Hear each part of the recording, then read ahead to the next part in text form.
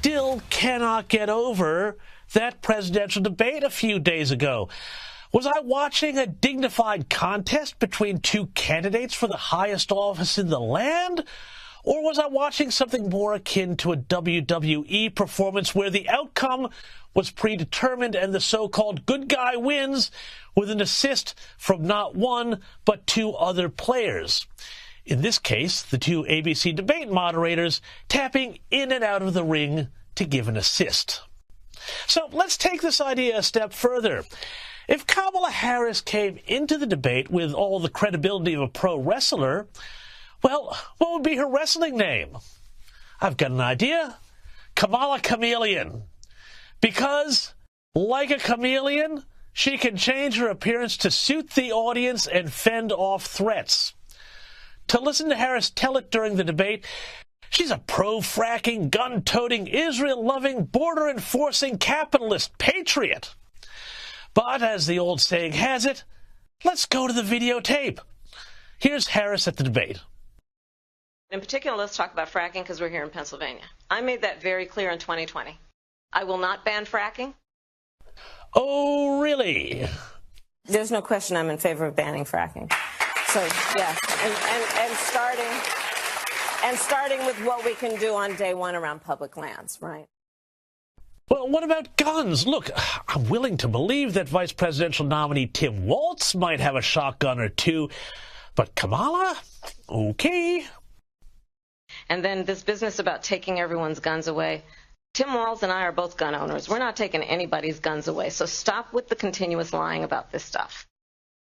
But it turns out you'll be able to keep your guns as long as they're not subject to one of her mandatory buybacks.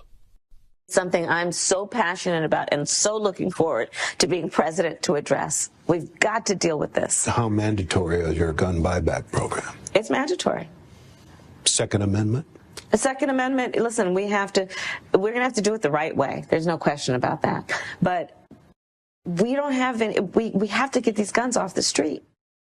Well, we'll do it the right way. Anyway, how about foreign policy and Israel? Because apparently Kamala Harris loves Israel. She doesn't hate it like Donald Trump says. Vice President Harris, he says you hate Israel. That's absolutely not true. I have my entire career and life supported Israel and the Israeli people. He knows that. He's trying to, again, divide and distract from the reality. She just doesn't want Israel to properly defend itself. Remember when Harris told Israel not to enter the Hamas stronghold of Rafah? Any major military operation in Rafah would be a huge mistake. Let me tell you something. I have studied the maps. There's nowhere for those folks to go. And we're looking at about 1.5 million people in Rafah who are there because they were told to go there, most of them. And so we've been very clear that it would be a mistake to move into Rafah with any type of military operation. Now, of course, it was underneath Rafah, in tunnels built with Western aid money, that 6 hostages were recently executed by the terrorists, including American citizen Hirsch Goldberg-Pollen. What are the chances that Harris didn't know from her intelligence briefings what was really going on in Rafah? Next to zero. Oh, and also, the big one, the border. Here's what Harris had to say at the debate. But my question to you tonight is, why did the administration wait until 6 months before the election to act? And would you have done anything differently from President Biden on this?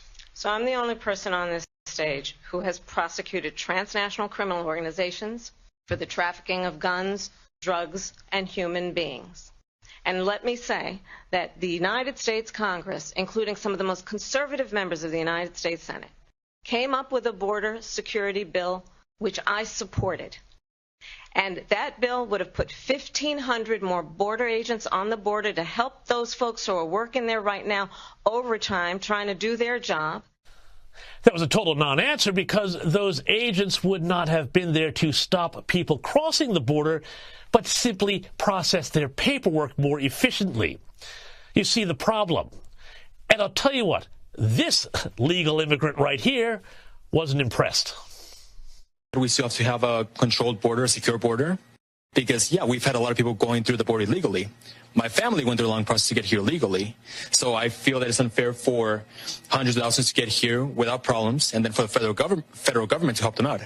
We've also lost Americans because so many illegals were living in, like the young boy from Ohio who had killed by an illegal immigrant. Oh, and then there was this total non-answer on the economy. When it comes to the economy, do you believe Americans are better off than they were 4 years ago? So I was raised as a middle-class kid, and I am actually the only person on this stage who has a plan that is about lifting up the middle class and working people of America.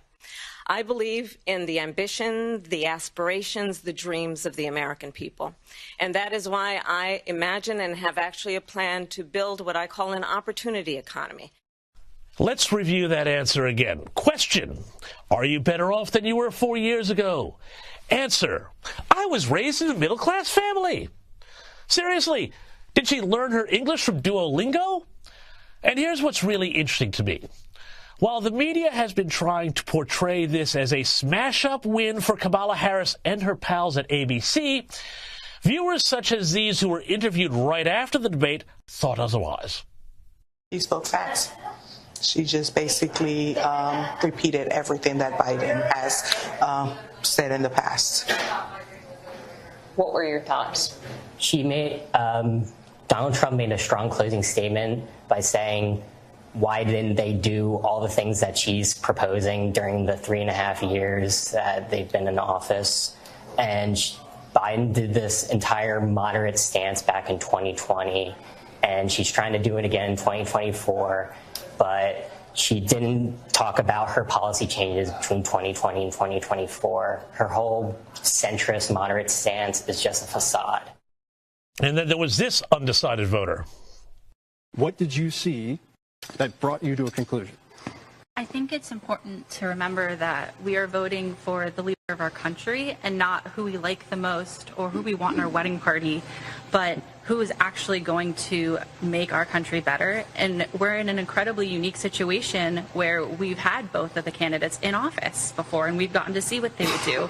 And when facts come to facts, my life was better when Trump was in office. The economy was higher, inflation was lower, things were better overall. Sorry, ABC, it looks like the voters are seeing through the spin.